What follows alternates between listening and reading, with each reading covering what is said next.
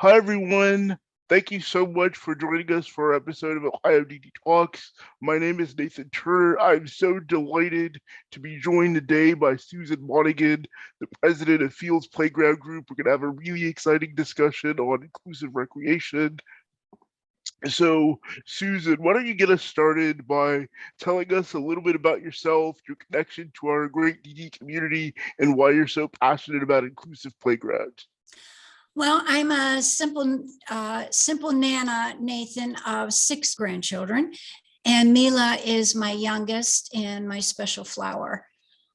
We had a family need when Mila graduated from her gait trainer. Her therapist said, take her to a playground, get her stronger and out with other kids. And so that began our search. And unfortunately, in Portage County, there were no all-inclusive playgrounds anywhere. Portage County has 20 townships, and we're pretty big area. We are mostly farming and that sort of thing. So money for the townships was generated just to keep their roads taken care of, their fire departments and that sort of stuff. And playgrounds were not on their radar. So I ended up driving 25 minutes each way to Summit County to take Mila to the nearest playground. And it was there that I thought to myself as I watched the children play, and Mila's favorite thing was the swing. So as I'm pushing her on the swing, I'm thinking to myself, we need one of these in Portage County. I mean, we just need to do that. So I approached my township and simply said, I live here. What can I do? Can I help you get a playground started, an all-inclusive playground? Long story short, they weren't interested. So I gathered a group of like-minded, diverse people, and we started Fields Playground Group in 2017 and formed a small board. And we are now a 501c3 nonprofit. I love your motivation. My motivation was the 2010 census for Portage County at that time, because this search has been going on for 4.5 years. There were over 3,000 special needs children. Now it's 2020, and I'm sure, Nathan, the census, those numbers are growing.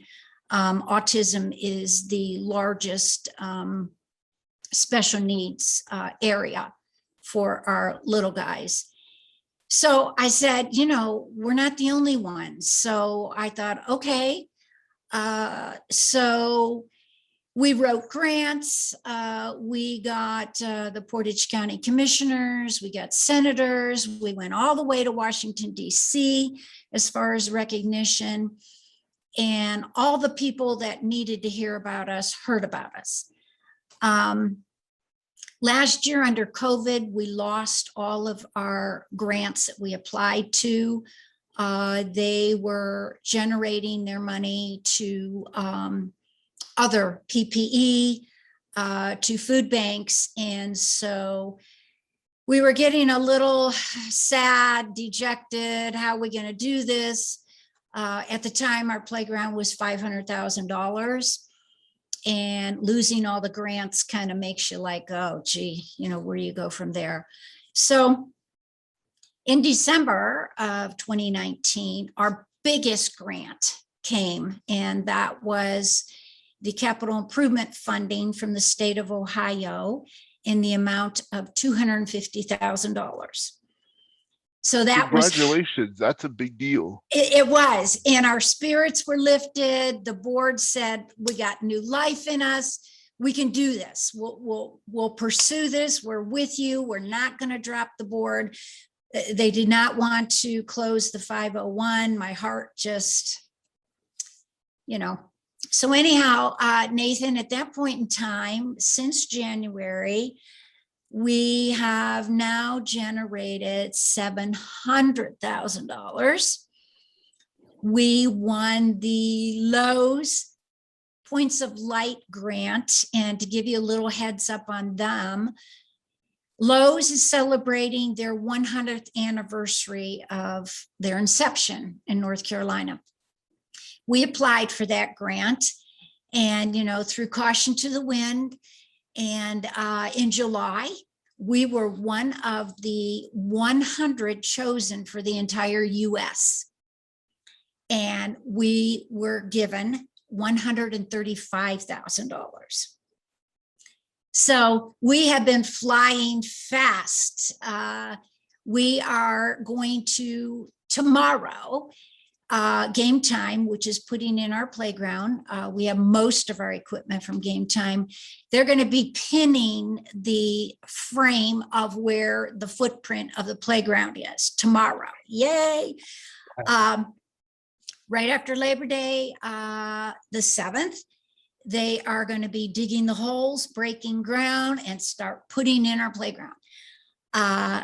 The reason our playground went from 500,000 to 7 was the opportunity with this Lowe's grant to put in our sensory garden that is going to frame our playground. If we did not win that grant, we wouldn't have been able to go into phase 2.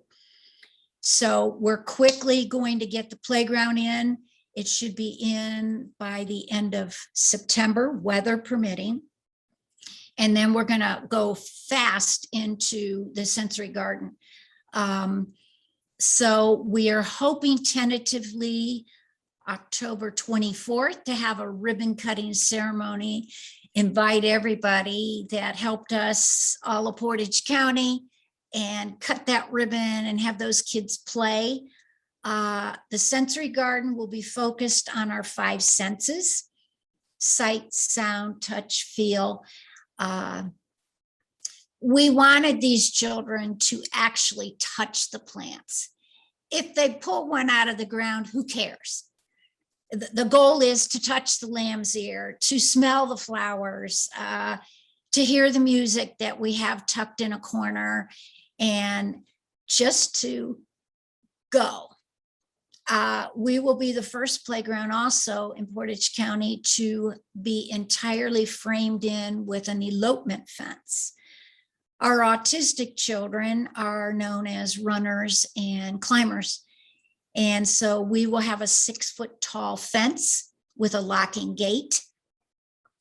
And those children will, for the first time, be able to run circles around that fence, and mom and dad can sit on that bench and not worry about Austin or Taylor running into the parking lot. And we're going to provide so far 11 benches, and the sensory garden will have more.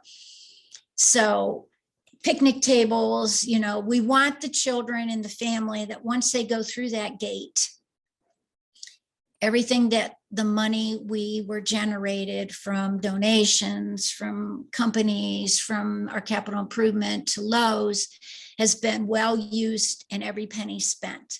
So we will have the picnic tables where you can sit there and eat, and the kids can run back and forth and take a bite of food, go play, go in the sensory garden. We've included seniors. We've made a space for seniors. The local garden club is involved, Randolph Garden Club. And so we thought of all-inclusive means everybody, children, adults, seniors. We wanted it to be a spot. This is their playground.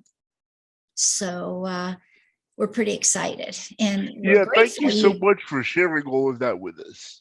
Okay. It's an exciting story. I really love your motivation behind it, and I can relate to your thoughts on inclusivity. I know, as a young child, I really had limited opportunities for inclusive recreation, and it's so difficult for people with disabilities to see themselves as part of a broader community. And a lot of us, might end up alone or not have the same socialization opportunities during childhood because of our disabilities. So really using inclusivity, and you recognize the need for the playground, and were able to reach out to community partners and get it funded and execute on its development. I think it's a really great thing for your community. And I just want to talk more about what this concept of inclusive recreation means to you and what makes the playground different from other standard playgrounds. And I know you've already gotten into it a little bit, but maybe you could just, from a broader sense or more specific sense, just tell us about how it's different and what inclusive recreation means to you.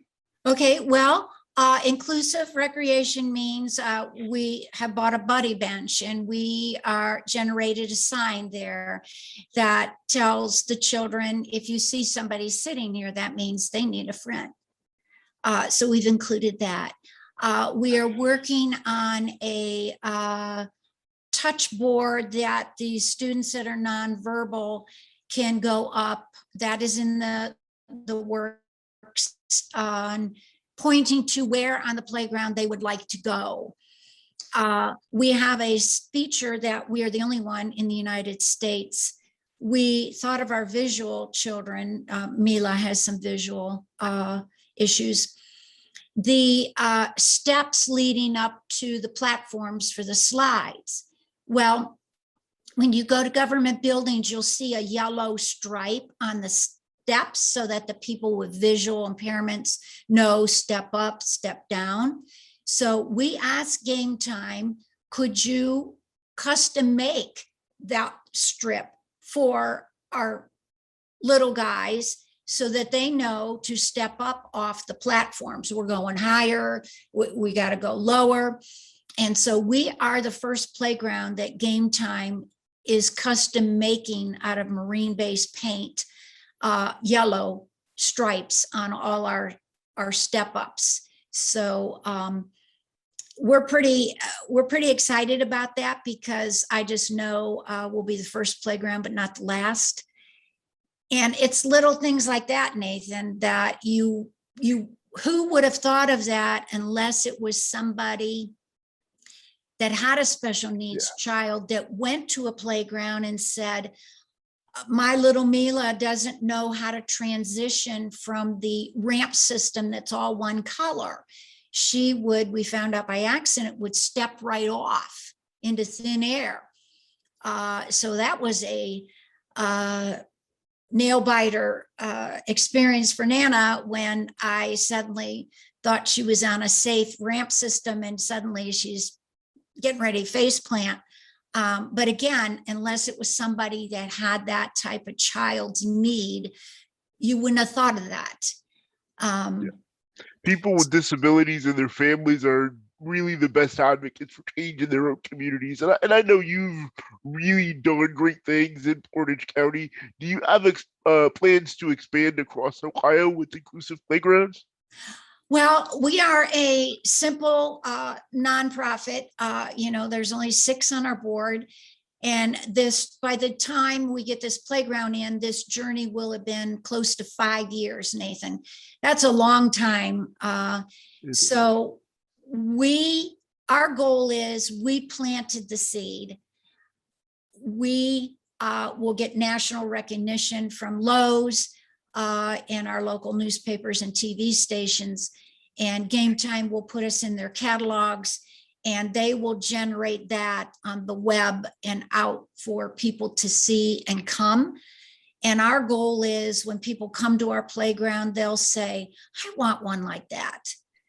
I need one in my area. And if they want to reach out to us, take pictures, say, how did you do this? We'd be more than glad to say, sure, we'll tell you how we did it. We'll point you in the right direction and that sort of stuff. But as far as our Fields Playground group, we aren't going to pursue out of our area, if that answers your question.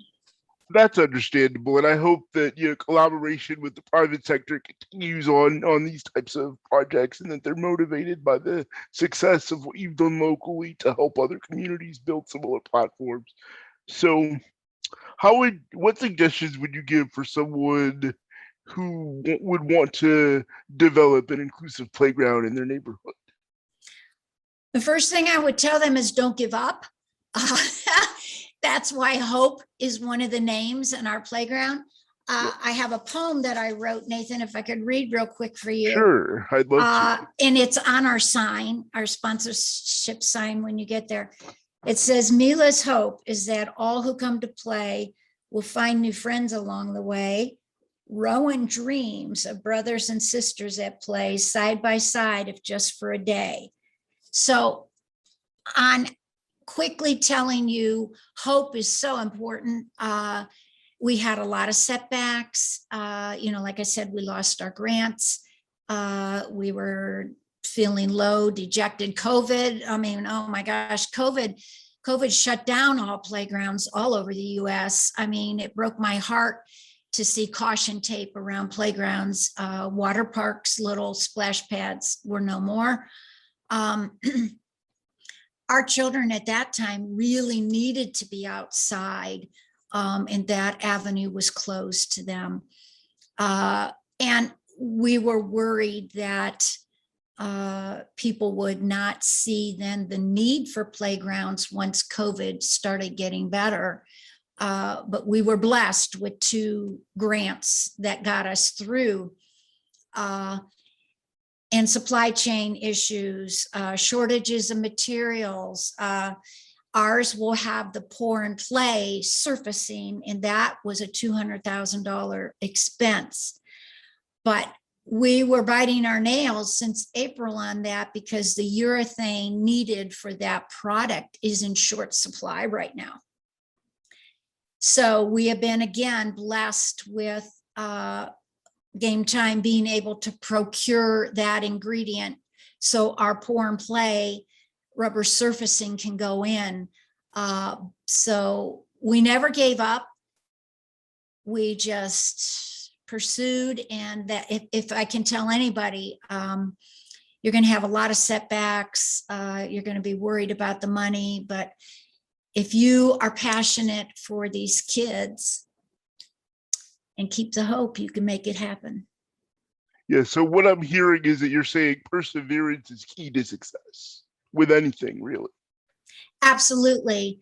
There were many times when I thought, oh Lord, another supply chain, I can't get the fence. We have a piece coming, we had a piece coming over from the UK. We bought a piece from the United Kingdom. And I thought to myself, oh dear, when can it get here on the boat? Is there going to be a problem? Funny story, Nathan, when it did get to Chicago, they lost it. So here my ability whirl is missing on the dock somewhere in Chicago. We worked through that. We found it. It is now in Randolph, but it was like anything that could go wrong did. But we laughed about it. We went on. We said, okay, the good Lord says this playground is going in. It'll go there. So perseverance, hope. You're going to have hardships. You're going to just say, I don't know if I can do this, but if you're passionate, don't drop the ball. And I know I always say that people with disabilities are some of the most resilient people among us. So to do this type of work requires the same level of resilience and just never really giving up. So we're getting to close to the end of our time here, and it's been a really exciting discussion, but I wanted to wrap the show with any stories or feedback that you've gotten from families that affirm the importance of why we need to focus on inclusive recreation and playgrounds for all. Okay, I'll try and do this quickly. I have 2 stories. Rowan is our secretary, Amy's daughter. Rowan is going to live 4 doors down from this playground, and she has an able-bodied younger sister, Holly. Rowan is in a wheelchair and relies on a gait trainer. When Amy first became our secretary, she said to me, Susan, I don't take my girls to a playground because who plays? Rowan's in a wheelchair. There is nothing there for Rowan. Do I put her under a shade tree? Holly's younger. I can't let her go on the playground without being by her. So these two little girls did not experience a simple playground that is located all over cities. They just didn't have that experience. So that is one story. Now they have a place to go where both girls are going to be able to play. My zip line has a seat for special needs and a seat for an able-bodied. So That's Rowan and incredible. Holly will be able to zip by each other for the first time ever on this playground. And that's one of our focus is no child with whatever disability is not there with everybody. My second story, real quick, we had a fundraiser in May on the site and we set up all our stuff and display, and a food truck came and it was wonderful. So I was walking around visiting the parents and the children and answering questions. They were sitting on blankets, and I came across a young family. They had like a 4-year-old brother and 2 1.5-year-old twin daughters. And mom was telling me she lives 2 townships away. And mom was telling me that her twin daughters, one wears braces and the other doesn't. And she pointed to the one in braces and she said, "Do you see her knees?" Her knees had bandages on them, Nathan. Her mom says when her little sister goes to a playground, she runs to try and catch up with her sister and do what she can, and she's constantly falling. So here this mom is with twins, one with a special needs, one without, and a 4-year-old able-bodied brother. And so she was so excited because for the first time, her whole family will be able to go to a playground. And the little one, if she falls on the pour and play, will be just fine. That's an excellent way to wrap up our podcast. I want to thank you, Susan Monegan, for joining us today.